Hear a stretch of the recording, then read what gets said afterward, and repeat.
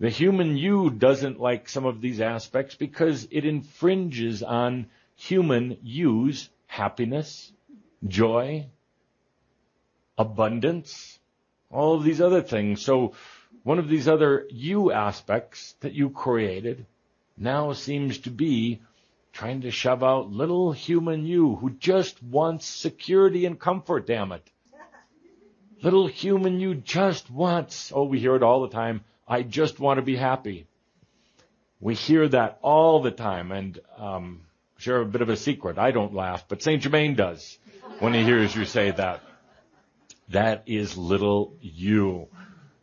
What little you is really doing is saying, I'm afraid of this big bad world. I'm a victim to this 3D reality. I am puny. Everything is beyond my control. I just want happiness. That's all. Dear God, I just want happiness. That is the little human crying out. The big divine being that you are doesn't need happiness. Throw that out the window. It's a false term in a way. It is a loaded term.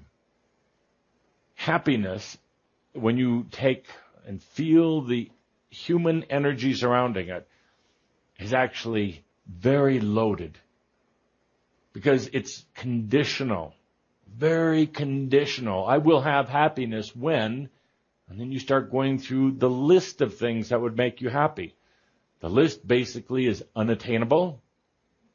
The list is not even realistic, even for your little human self.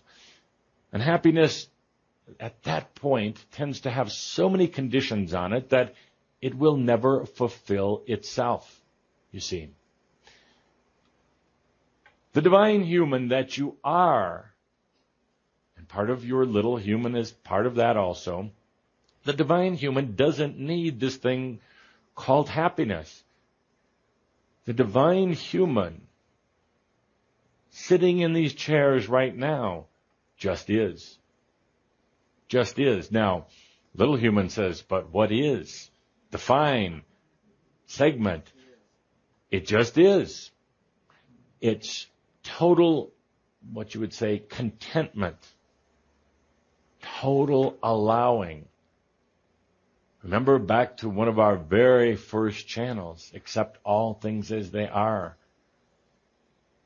The divine human understands the isness, the acceptance.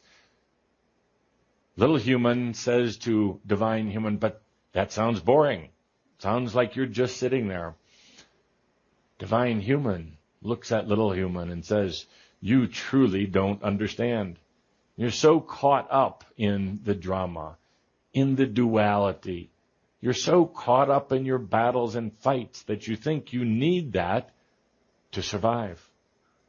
Divine human, you understand that is. Understands that it is fulfillment. It is completion. It is all things. It is taking full responsibility of yourself. Again, we could play a game of semantics and words. And little human is going to continue to try to resist, deny, just like a little child annoying their parent with continual questions. At some point, it's just, can you experience your isness? All of you, every part of you, coming back to this wonderful reunion called the now moment, the divine integration, where every part is accepted back, but none are going to control or rule or divert you from your truth. But you're also going to come to a very interesting question within yourself. And this is where you pull together the council of you. All of you, not just little human. That's a bad counsel.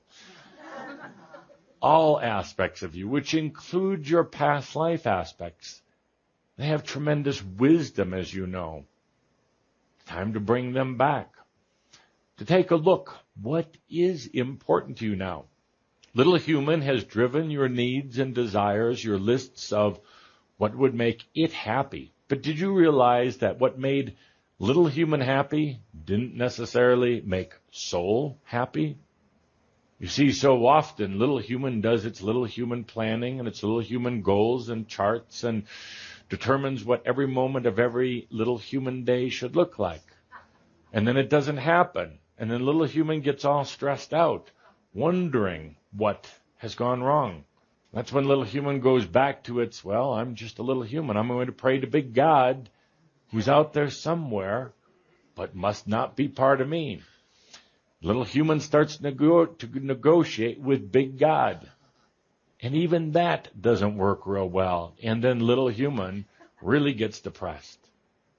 Doesn't feel it has a soul. Soul didn't seem to listen.